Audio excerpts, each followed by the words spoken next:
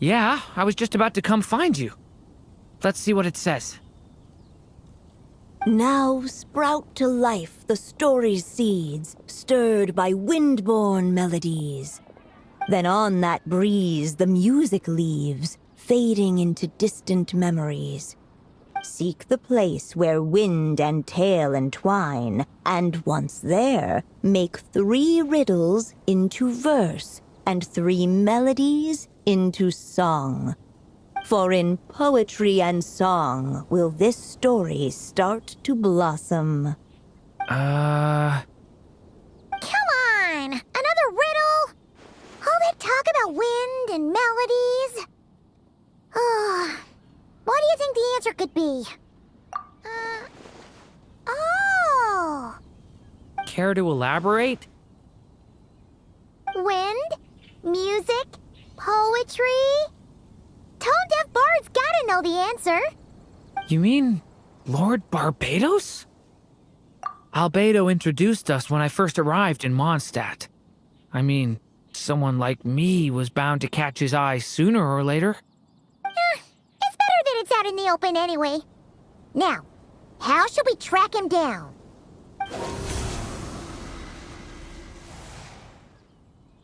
I'm pretty sure he's already caught wind of what's going on here. Why don't we just see where the wind takes us? Right. He definitely makes it easy to forget he's a real god sometimes.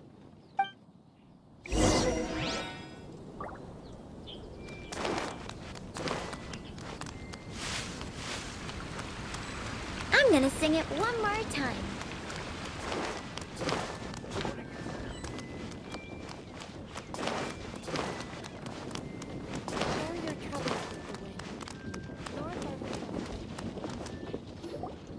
Traveler, Paimon! What a sight for sore eyes!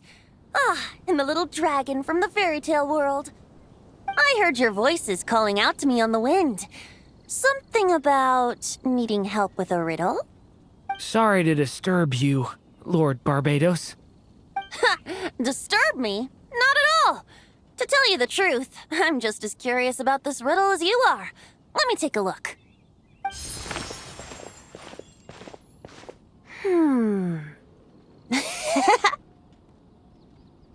What is it? Did you figure out the answer?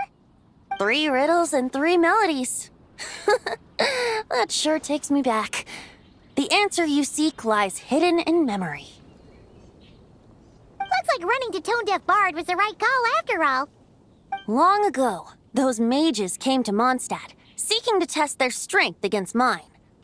But I replied, let us make music, not war, and resolve our conflicts through song. So I strummed my lyre and sang them this verse. O wind, welcome now, my guests. Pass through verdant leaves unseen, where shape your formless self may take, and offer up a graceful scene, a fleeting gift for welcome's sake. Leap at the edge of a sea of clouds, where land meets sky and sky meets ground. There frighten off the noisy crowds and bring my guests a calm profound. Fly beneath the stars up high, where mortal noise is swept aside, that my dear guests with starry eyes may share the dreams they hold inside. Now go to where I vowed to keep a quiet spot for them to sleep. No clash, no contest bars the way, just tea and mirth to fill the day. There you have it, the 3 melodies. As for the answers to those 3 riddles, I trust you can guess them by now. The woods, the edge of a cliff, and the sky? Correct! Funnily enough, your mother was also the first to solve it, all that time ago. There must be some kind of special rapport between those who write stories and those who sing them. The woods, a cliff, and the sky. Oh! So that's where it is! I suppose the spot that answer points to is where you're headed next. You should know, after solving my riddle, the mages even accepted my proposal and made that location their official meeting spot. And going by what your book is suggesting, once you found it, you might want to try playing the melody I just shared with you. Guess you can be pretty reliable when it counts, huh? Great animal Archon? Thanks for the help, Lord Barbados. Still got questions for me, huh? Yeah, you must have read countless tales in your time, being a wandering bard and all. In your experience, why might an author consider a story unfinished? Unfinished? Well, I guess if there's something left to accomplish in the story, or, if the last line goes, "To be continued." Huh? Wow, your helpfulness lasted for like 1 second. In all seriousness, I would think the answer to that question lies in your mother's story itself. It's not my place to pry any further. All right then, we should get going.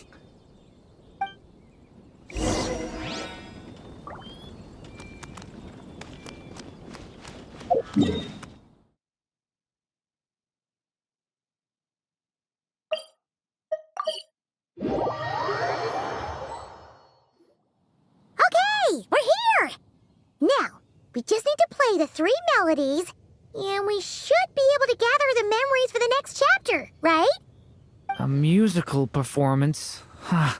Out of all the things Miss Lisa has taught me, that's the one I'm worst at.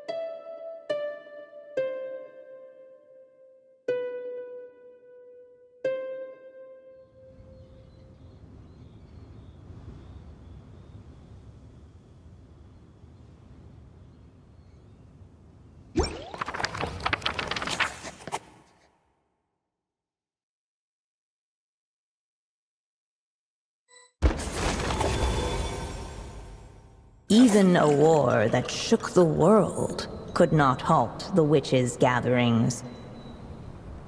Yet even so, with the passing of time, 3 of their teacups no longer came to be set. The witches did not linger long in sorrow, for the Story Witch had brought glad tidings of her own. Born was her dragon child, safe and sound. Her fellow witches offered up their blessings, eagerly debating how to celebrate the child's birth.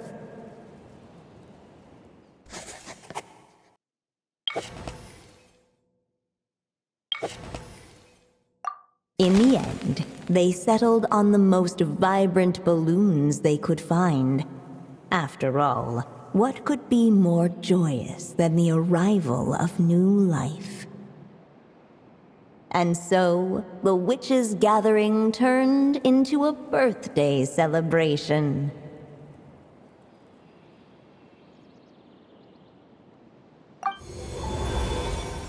So, we're back in the story world, huh?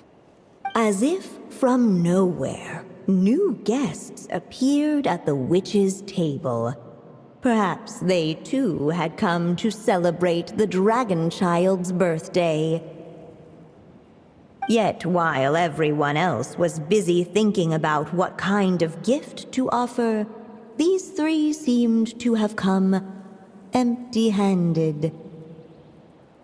Hardly the recipe for a warm welcome to a birthday party, now is it?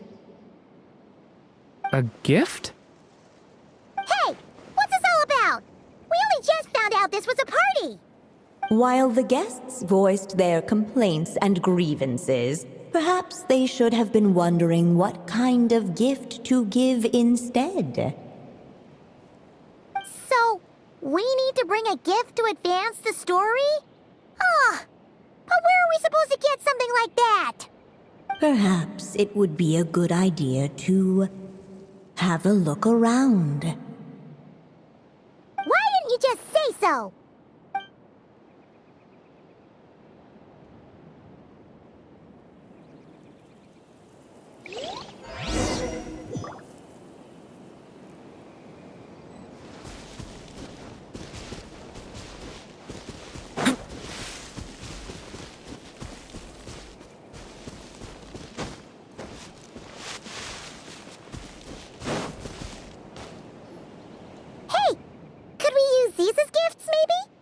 At last, the guests found something to give the dragon child.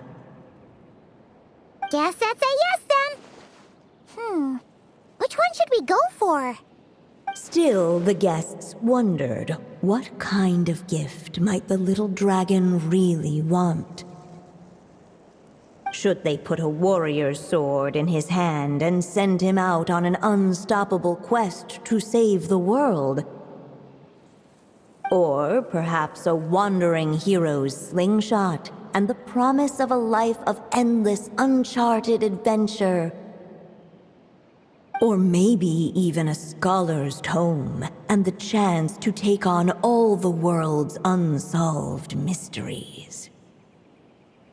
Okay. Wow. That's a lot of pressure all of a sudden. Oh yeah! Technically, we're actually picking a gift for you, so which one would you prefer? You want me to choose? Wow, this feels kinda special. How come? For as long as I can remember, I've spent most of my time living in the stories my mother created. I always thought my mother had everything written out for me already, just like the toy figures in Constellation Metropole. What I wanted to do with my own future. That's something I've never really thought about. What did I want back then? This is the first time I've ever asked myself that question. Sounds like this is the perfect opportunity to answer it then.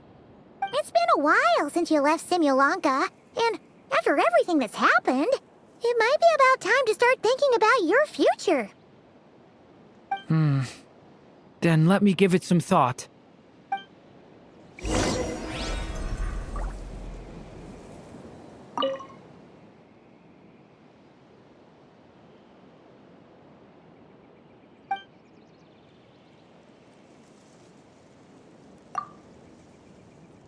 In the end, the guests settled on the warrior's sword.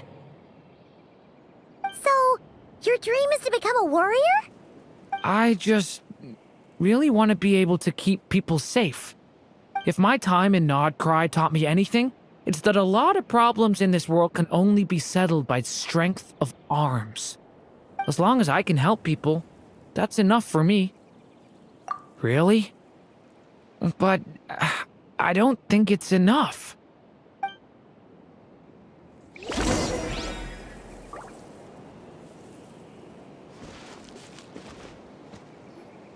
Alright. They should let us in now that we've got a gift, right? Hello there. Brought a gift this time? The newly arrived guest presented his gift, wishing the little dragon a future as an indomitable warrior. Accepting the guest's blessing, the Story Witch invited him and his friends to take their place around the table. Finally, she could introduce them all to her dragon child, telling all in attendance about the moment of his hatching, and of course, the name he'd been given. It was then that the seer witch, diviner of the stars, withdrew her gaze from the heavens and turned a sorrowful glance upon the little dragon. You gave him the same name as that evil dragon? That's right. But the life I intend for him shall be very different. What folly, to love so blindly. For as you must know, a name is the mirror of destiny itself.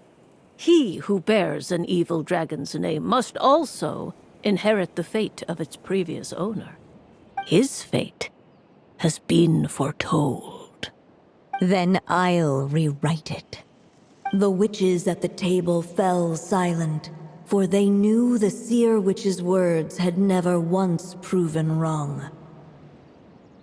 Yet, just as clearly, they recognized the story witch's resolve, for there is scarce a force in this world more fearsome than a mother's love. At last, the merry witch stepped forward, dispelling the uneasy silence. So be it. Then we'll all lend a hand. Together, we shall rewrite this child's fate. You mean to defy one of the fundamental rules of this world? I refuse to be shackled by such rules. Besides, this is a witches' gathering, is it not? What could be more fitting a subject for this occasion than to defy them? Oh? Sounds like an interesting experiment. I suppose, were we to succeed in this endeavor, we might bring a touch of wonder to this otherwise dreary sky of stars. The merry witch finally talked them all round, just like she had done many times before. Warm and strong as the sun she was, so much so, in fact, that those who her light shined down upon had no choice but to bask in it. And so the witches readied their gifts, 3 marvels of the cosmos. For this child, I shall decipher the ravings of the heavens and lay bare before him the trickery of fate.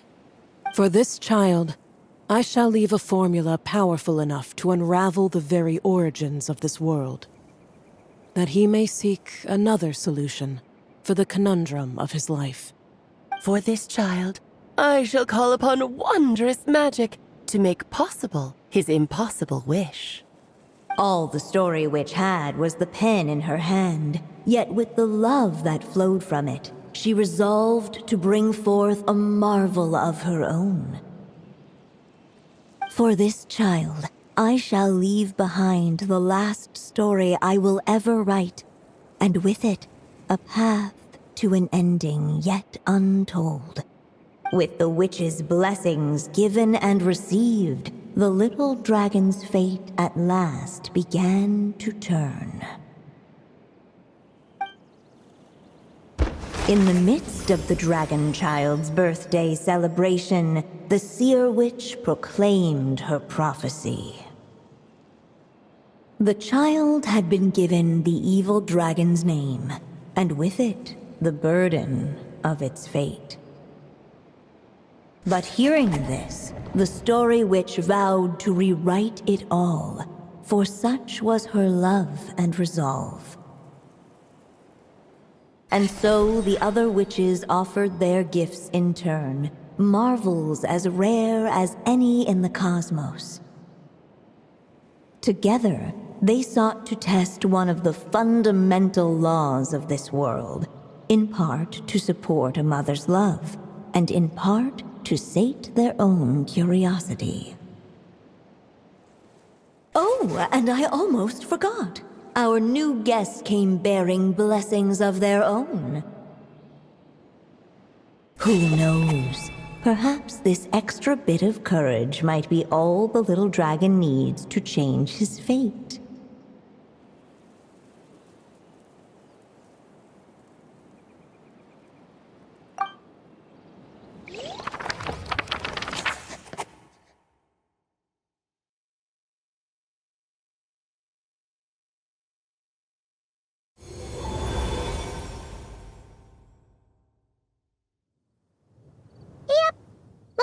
completed this chapter, too. Those witches in the story were the mages of the Hexen Circle, right? They sure seem to care a lot about you, Durin. But, Paimon kinda had trouble following their conversation. Just a bunch of mystery, as usual. The evil dragon's fate. Oh, is that what you're worried about? But didn't we already take care of that? Ah, the mages must have had a hand in that, too. Also, I was just thinking, which part of the story are we even meant to be completing? Oh, it feels less like we're filling in the gaps and more like we're adding something new altogether. But we use the ink, right? And the book hasn't given us any more clues, so that must mean our task is complete. At least for now. Yeah, I guess we're doing something right. Maybe I'm overthinking things. It's just, this is my mother's final wish, so I don't want to mess it up. Anyway, thanks for all your help. I'll let you know as soon as the book reveals a hint about the next chapter. Okay then. See you in the next chapter.